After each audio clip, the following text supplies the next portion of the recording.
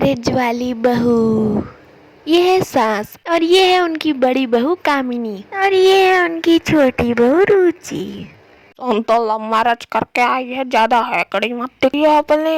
यहाँ कोई तेरा बाप नहीं बैठा है सुनने वाला। जब लड़का पटाई है तो अब भोग।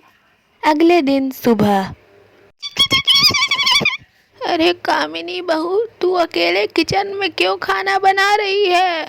बहू को बुला ले छोटी वाली, क्या वो दिन रात आराम ही करती रहेगी? तभी कामिनी भी बोलती है, मम्मी जी आज रुचि के सर में बहुत ज़्यादा दर्द है, इसलिए उसे मैंने ही कहा है आराम करने के लिए। प्लीज़ उसे आराम करने दीजिए।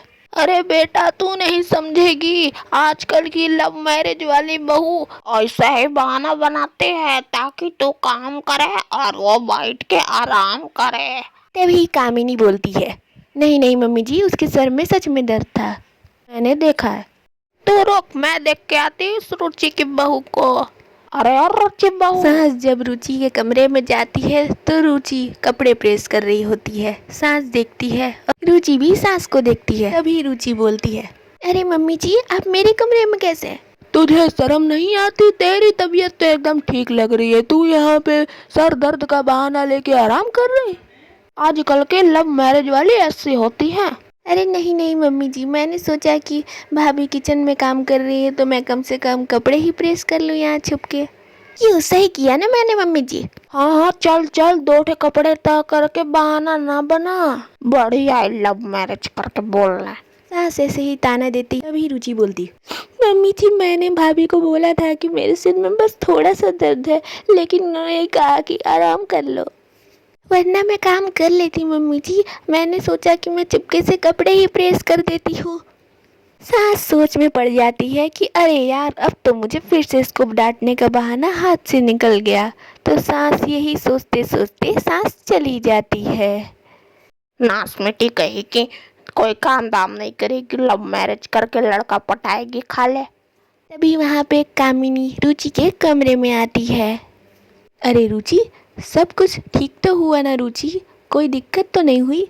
मैंने तुम्हें बहुत जल्दी में मैसेज किया क्योंकि मम्मी जी तुरंत ही निकल गई थी। थैंक यू सो मच भाभी जी, आपने मुझे बचा लिया, नहीं तो ये मम्मी जी आज फिर से मुझे ताना मारती। थैंक यू सो मच, आपने तो मुझे बाल बाल बचा लिया। लेकिन मैं कपड़े प्रेस कर रही थी तब भी मम्मी जी मुझे खूब सुना रही थी कि लव मैरिज करके आई है, तू तो क्या सिखाएगी, ऐसा ऐसा बोली मुझे।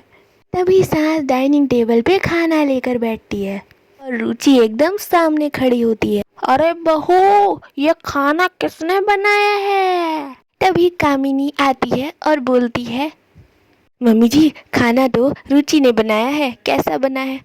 आज का सारा खाना रुचि ने ही बनाया है, और खाकर बताइए ना कैसा बना है।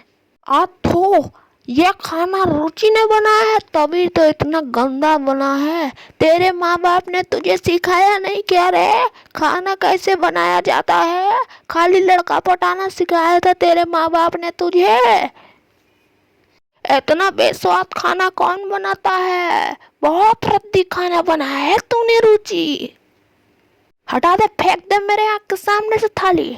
मम्मी जी माफ़ करिएगा, अगली बार से मैं बहुत बढ़िया खाना बना के लाऊंगी आपके लिए, प्लीज़ मुझे माफ़ कर दीजिएगा।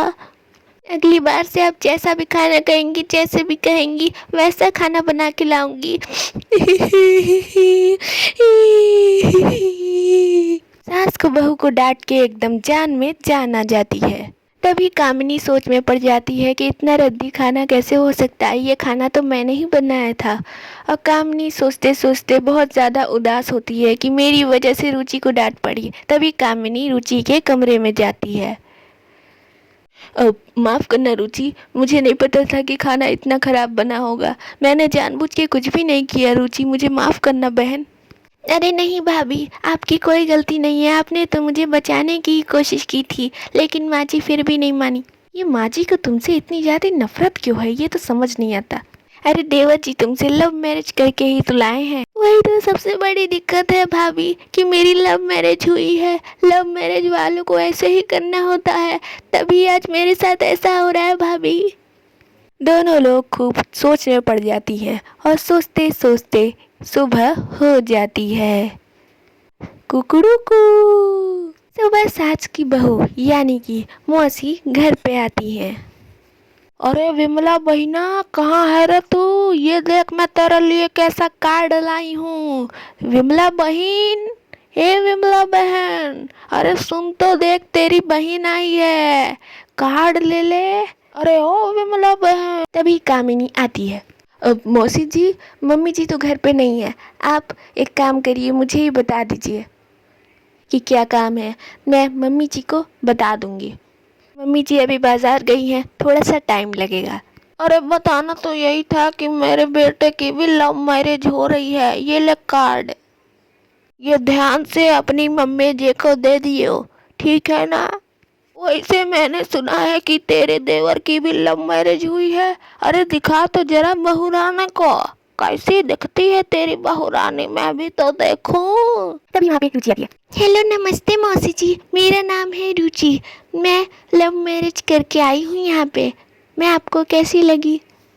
अरे वाह, तू तो बहुत सुंदर है रुचि। अरे नहीं नहीं मौसी जी, ऐसी बात नहीं है।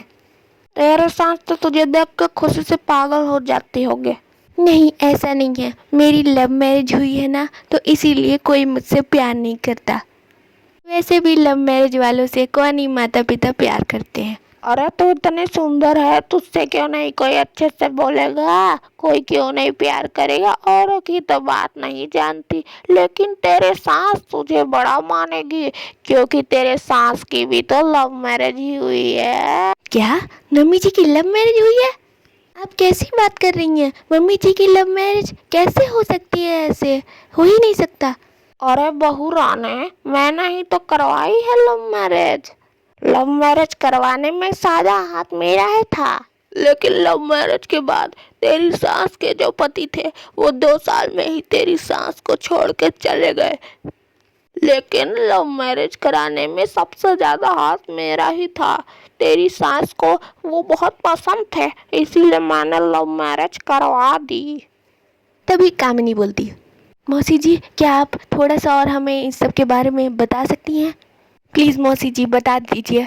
अरे हाँ, सुन, तेरी सास ससुर के भी माता पिता नहीं मान रहे थे लव मैरिज को, इसीलिए मैंने साथ दिया और मैं गवाह बन के चली गई लव मैरिज करवाने।